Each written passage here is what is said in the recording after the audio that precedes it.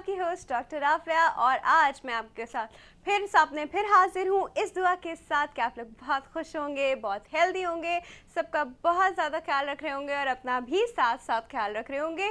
वैसे हमारे घरों में देखा गया है कि ख़वातीन जब सबका ख्याल रख रही होती हैं तो वो अपना ख्याल रखना जो है वो थोड़ा सा कम कर देती हैं और फिर मल्टीपल इश्यूज़ आ जाते हैं उनके साथ, क्योंकि शुरू में तो बिल्कुल पता नहीं चलता। It's a very slow and gradual process. शुरू में इनको बिल्कुल पता नहीं चलता, but later after a while पता चलता है कि इतने इश्यूज़ आ रहे हैं, इसलिए क्योंकि उस वक्त से अपनी डाइट का ख्याल रखना, उस वक्त से अपनी एक्सरसाइज का ख्याल रखना उन्होंने बंद कर दिया था। ना वो डाइट करती थी, ना वो एक्सरसाइज करती थी, कुछ भी बच्चा कुचा खा लेती थी और एक्सरसाइज तो दूर दूर तक होती नहीं थी, बस घर के काम कर लिए या बच्चे पाल लिए। तो अब ये है कि हम इस कॉन्सेप्ट को एम्फसाइज करते हैं कि सबको अपना ख्याल खुद रखना होता है और सिर्फ उन लोगों का ख्याल हम लोग को डेफिनेटली रखना होता है जो कि डिपेंडेंट होते हैं, बेड रिडन होते हैं, बहुत ज़्यादा बीमार होते हैं। बट वो लोग जो कि चलते फिरते हैं उनको अपना ख्याल खुद कॉन्शियसली अपना ख्याल रखना है। और जहाँ हम अपना ख्याल रखने की बात करते हैं तो बात आती है पर्सनल हाइजीन पे, और जहाँ पर्सनल हाइजीन की बात आती है तो सबसे पहले बात आती है ओरल हेल्थ। आपकी डेंटल हेल्थ कितनी है, कैसी है। आपकी डेंटल हेल्थ में जो चीज़ें इंक्लूड होती हैं वो ये होता है कि आपकी कैविटीज़ हैं नहीं हैं, गम डिजीज़ेज़ हैं नहीं हैं, मुंह में कोई अल्सर, छाले, इस तरह का कोई इशू। तो आज हम बात करेंगे डेंटल इश्यूज़ पे और डेंटल किस तरह के प्रॉब्लम्स हो सकते हैं और जो डेंटल प्रॉब्लम्स हो जाती हैं तो फिर इनका क्या क्या सोल्यूशन है। डेंटिस्ट्री की बहुत सारी ब्रांचेस है। बीइंग अ डेंटिस्ट मैं आपको बता सकती हूँ कि डेंटिस्ट्री की बहुत ज़्यादा ब्रांचेस हैं, जिसमें एक में तो रिस्टोरेटिव जिसे हम कहते हैं कि जब दांत में कैविटी लग जाती है तो उस चीज़ को रिस्टोर किया जाता है, फिलिंग होती है या रूट कनाल होती है। फिर क्राउन ब्रिजेस, प्रोस्टोडोंटिक्स का काम आता है यहाँ पे कि इम्प्लांट होते हैं या फिर क्राउन एंड ब्रिजेस होते हैं, रिप्लेस किया जाता है। या डेंचर्स, पहले ज़माने में बहुत ज़्यादा डेंचर्स का रुझान था, अब वो विद टाइम थोड़ा कम होता जा रहा है, बट डेंचर्स डेफिनेटली अभी भी लगते हैं और लोगों को पता है डेंचर्स लगते हैं और काफ़ी लोगों को लगे भी होते हैं। और इस तरह फिर दांतों की सफाई, गम्स की सफाई जो पेरियो में आता है, इस तरह की डेंटिस्ट्री की बहुत सारी ब्रांचेस हैं। फिर एक ब्रांच ये भी आती है कि वो दांत अलाइन करना, एक लाइन में करना, जो दांत आगे पीछे हैं उनको एक साथ करना, ये सब डेंटिस्ट्री की ब्रांचेस हैं। एंड हम आज इन सब इश्यूज़ पे बात करेंगे, आज हम सारी डेंटल प्रॉब्लम्स पे बात करेंगे। आप भी हम पार्टिसिपेट कर सकते हैं, ईमेल कर सकते हैं healthymornings@health-tv.tv, healthymornings@health-tv.tv पे आप हमें SMS कर सकते हैं। आप लिखिए HM और आप स्पेस दीजिए, अपना मैसेज टाइप कीजिए एंड सेंड इट टू 8888। आपने HM लिखा, हेल्दी मॉर्निंग्स का HM है ये, फिर आपने स्पेस दी, आपके पास 150 अल्फ़ाबेट्स की कैपेसिटी है, आपने उसमें अपना प्रॉब्लम लिखा और आपने 8888 पे सेंड कर दिया। और कुछ ना सही तो नीचे आपको पता है हमारे नंबर्स आते रहते हैं ऑन एंड ऑफ, आप हमें कॉल करके अपना प्रॉब्लम पूछ सकते हैं। स्टार्ट करते हैं आज का प्रोग्राम बड़े इंटरेस्टिंग डेंटल फैक्ट्स से। ये वो चीज़ होती है जो हमें पता नहीं होती हैं। यहाँ मैं आप लोगों को एक बात बता दूँ, मुंह में कीड़ा, दांत में कीड़ा और डेंटल कैविटी, ये सब एक ही टर्म है, ठीक है। दांत में कीड़ा, डेंटल कैविटी, दांत में सुराख, दांत में काला होल, ये सब जो है ना ये एक ही चीज़ है जिसको हम कहते हैं डेंटल कैविटी। अब ये प्रोसेस क्या है, कैविटी होती कैसे है? कैविटी होती ऐसे है कि देखिए मीठे से डेफिनेटली रिलेटेड है, बट ये हर खाने पीने की अशिया से रिलेटेड है। खाने पीने की वो अशिया जो दांत पे चिपक जाती हैं और दांतों की सफाई नहीं होती है तो विद टाइम वो चीज़ वहाँ पे सख्त होती है। अब जब कोई मीठी चीज़ वहाँ पे लगी होती है या खाने पीने की अशिया लगी होती है तो हमारे मुंह में जो ऑलरेडी जो बैक्टीरिया है, जो हम नॉर्मल फ्लोरा कहते हैं कि वो हमारे मुँह के नॉर्मल हैं, हमें कुछ नहीं कहते एज सच, बट होता यह है कि जब हमारे मुँह में इस तरह की खाने पीने की अशिया वहाँ दांतों पर लगी होती हैं तो डेफिनेटली वो भी आते हैं, वो उनको खाते हैं तो बाय प्रोडक्ट जो उनका प्रोड्यूस होता है वो एक एसिड होता है, जिससे होता है दांत वहाँ पे गलना शुरू हो जाता है, सड़ना शुरू हो जाता है, जिसको हम डेंटल कीड़ा या दांत का कीड़ा या डेंटल कैविटी कहते हैं। फिर वो स्लोली एक पॉइंट से शुरू होता है, फिर वो ऐसे करके बढ़ता है, नीचे तक जाता रहता है, वो दांत खाता रहता है और एक वक्त आता है कि ठंडा गर्म लगना शुरू हो जाता है। पेशेंट कंप्लेन के साथ आता है कि उसे सेंसिटिविटी हो रही है, उसे चीज़ें लगना शुरू हो गई हैं उस दांत में, किसी को ठंडा ज़्यादा लगता है, किसी को गर्म ज़्यादा लगता है, किसी को दोनों सेंसेशंस होती हैं, और अगर उस वक्त भी उस चीज़ का ख्याल नहीं रखा गया, उस वक्त भी उसका ट्रीटमेंट नहीं किया गया, तो फिर बात चली जाती है रूट कनाल पे। क्योंकि होता ये है कि वो कीड़ा इतना नीचे चला जाता है, जैसे हम कहते हैं वो डिके पार्ट इतना नीचे चला जाता है कि जो दांत की सबसे अंदर वाली लेयर होती है जिसमें ब्लड वेसल्स और नर्व सप्लाई होती हैं, तो वहाँ तक पहुँच जाता है। जब वो वहाँ तक पहुँच जाता है तो पेशेंट को शदीद दर्द उठता है, एक स्वेलिंग होती है, और पेशेंट सारी रात सो नहीं पा रहा होता है, बड़ी परेशानी होती है उसको। बस किसी करवट उसको आराम नहीं आ रहा होता, कभी उठ के बैठ जाता है, कभी लेटता है। स्पेशली ये दर्द रात को ज़रूर होता है, जब इंसान सीधा लेटता है तब ये दर्द ज़रूर शुरू होता है। तो फिर वो अगले दिन ही भागा भागा डेंटिस्ट के पास आता है कि ऐसा दर्द क्यों है। फिर जी इसकी रूट कनाल करनी पड़ती है। अब रूट कनाल का क्या प्रोसीजर है? Root canal is one procedure जिससे काफ़ी सारे लोग डरे रहते हैं, और नहीं बड़ा दर्द होता है, बहुत पेनफुल प्रोसीजर है, बहुत लंबा प्रोसीजर है। एक्चुअली ये सब पुरानी बातें हैं। रूट कनाल जो है वो पेनफुल प्रोसीजर बिल्कुल नहीं है, रूट कनाल लंबा प्रोसीजर बिल्कुल नहीं है। अब तो रूट कनाल एक सिटिंग के अंदर भी आराम से हो जाता है। एक सिटिंग, हाँ वो एक सिटिंग थोड़ी सी लंबी होती है, आपका आधा पौना घंटा ज़रूर लगता है उस एक सिटिंग में, लेकिन वहीं बैठे बैठे पूरा दांत ट्रीट हो जाता है और पेशेंट बिल्कुल पेनलेस घर जाता है। मतलब जिस पेन से वो आया था वो सारा पेन वगैरह, क्योंकि वहाँ से नर्व निकल जाती है तो डेफिनेटली पेनलेस हो जाता है वो दांत। रूट कनाल में वो नर्व और ब्लड वेसल्स जो हैं वो बिल्कुल साफ़ कर दी जाती हैं और उनको एक सीमेंट से भर दिया जाता है, जिसे हम अपनी ज़बान में गटा पटा कहते हैं, लेकिन वो आपकी समझाने के लिए मैं कह रही हूँ, लेकिन आपको समझ नहीं आएगा।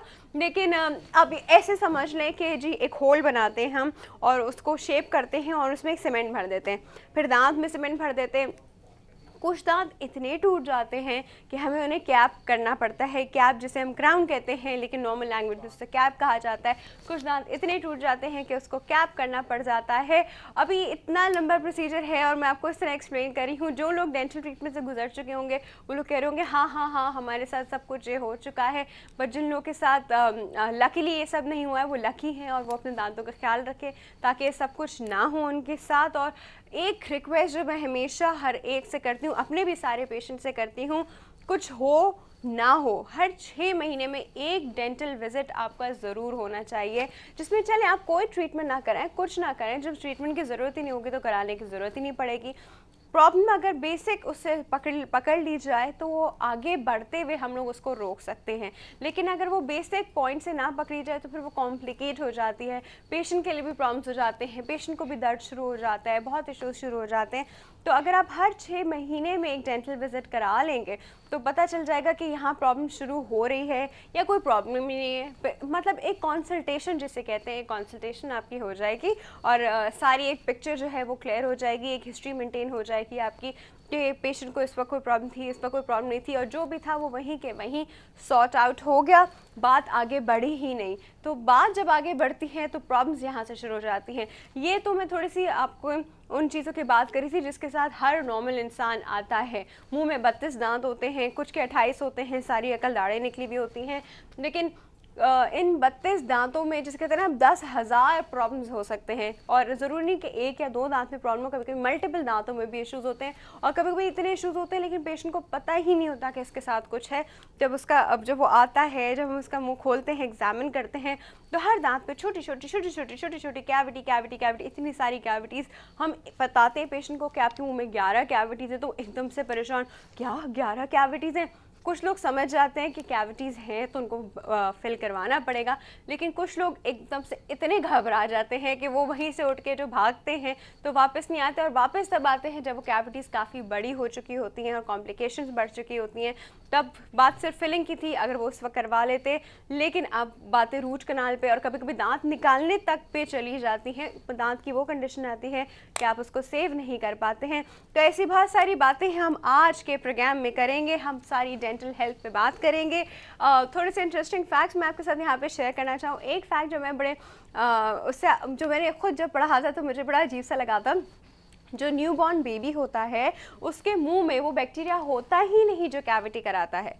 उसके मुंह में बैक्टीरिया ऐसे जाता है कि जब उसकी माँ उसको खाना ठंडा करके फूंक मार के ठंडा करके खिला रही होती है तो माँ के पास से बैक्टीरिया जाता है उसके अंदर, या फिर और डिफरेंट चीज़ों से उसके मुंह में बैक्टीरिया जाता है, या फिर वो बच्चे के आप एकदम लिप्स पे किस कर लेते हैं तो बच्चे को तब बैक्टीरिया जाता है। बच्चे के अपने अंदर वो बैक्टीरिया होता ही नहीं है ना। इंटरेस्टिंग फैक्ट, हम लोग उस बैक्टीरिया के साथ पैदा हो ही नहीं जिससे हमारी डेंटल कैविटी शुरू हो। ऐसी बहुत सारी चीज़ें हैं जो हम लोग को उस बैक्टीरिया से बचा सकती हैं, जिसमें बहुत सारी ऐसी च्युइंगम्स आती हैं जो हमें जो एक तो शुगर फ्री च्युइंगम्स होती हैं, दूसरी एक ज़ाइलोटॉल की च्युइंगम होती है। वो च्युइंगम क्या करती है, वो आपको कैविटी लगने ही नहीं देती। अगर आप उसे फ्रीक्वेंटली च्यू करो तो वो आपकी कैविटी लगने ही नहीं देती। तो बड़े इंसान भी डेफिनेटली सबके मुंह में वो बैक्टीरिया होता है, तो हम उन चीज़ों से आराम से बच सकते हैं। लेकिन बात वही है ना कि इस चीज़ की अवेयरनेस हो के बचा कैसे जाए और ताकि इशू आगे बढ़े ही नहीं। और फैक्ट जो मैं आपके साथ शेयर करूँगी वो मैं ये शेयर करूँगी कि टूथपेस्ट में एक शुगर होती है जिसे सैकरिन सोडियम कहते हैं, वो इतनी मीठी होती है, वो 500 टाइम्स मीठी होती है द नॉर्मल टूथपेस्ट। लेकिन वो इट्स जस्ट अ मैटर कि आपको जब आप टूथपेस्ट कर रहे हों तो फिर आपको उसका टेस्ट अजीब सा ना लगे, क्योंकि जो उसके इंग्रेडिएंट्स होते हैं अगर वो प्लेन के प्लेन उसमें डाल दिए जाएँ तो शायद कोई टूथपेस्ट यूज़ ही ना करे, इतना उसका अजीब सा टेस्ट बन जाए। तो सिर्फ उस टूथपेस्ट को थोड़ा सा मीठा किया रहता है बच्चों और बड़ों, ताकि सबको टूथपेस्ट करते हुए कोई परेशानी ना हो, क्योंकि वो रिंज ऑफ हो जाती है तो ऐसा कोई परेशानी नहीं होती।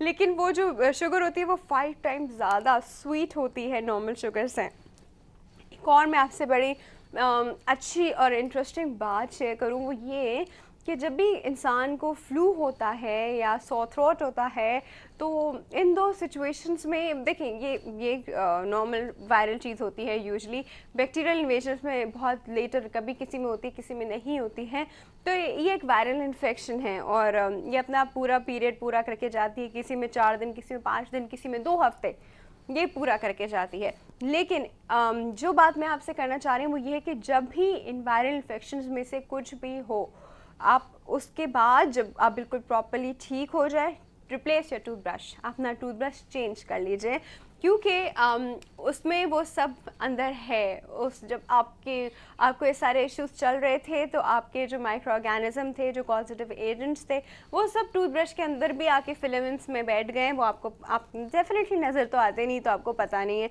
लेकिन वो टूथब्रश के अंदर भी आके बैठ गए हैं। अब हमारे यहाँ टूथब्रश को ज़्यादा सुखाने का तो इतना कहते हैं ना रुझान नहीं है, उसके ऊपर एक कैप लगा के उसको ऐसी वैसी रख दिया जाता है। टूथब्रश को हमेशा ऐसे रखा जाता है कि उसमें से पानी ड्रिप होके ड्राई हो जाए। टूथब्रश को ड्राई होना चाहिए, लेकिन अक्सर ये देखा गया कि आपने काफ़ी सारे लोग ऐसे होते हैं कि टूथब्रश जी किया और उसको बंद करके कैप लगा के रख दिया, अगले दिन फिर उठाया टूथब्रश फिर से वेट ही था, टूथब्रश सूखा नहीं। वेट एनवायरनमेंट जो है ना, ये माइक्रो ऑर्गेनिजम्स का फेवरेट ग्रोइंग एनवायरनमेंट है, उनको ये वेट एनवायरनमेंट बड़ा पसंद है। तो आपको इस वेट एनवायरनमेंट से छुटकारा हासिल करना होता है, जिसके लिए बहुत सारे तरीके हैं। हम इन सब चीज़ों पे आज बात करेंगे। चलते हैं छोटे से ब्रेक की तरफ, कहीं मत जाएगा, विल बी राइट बैक।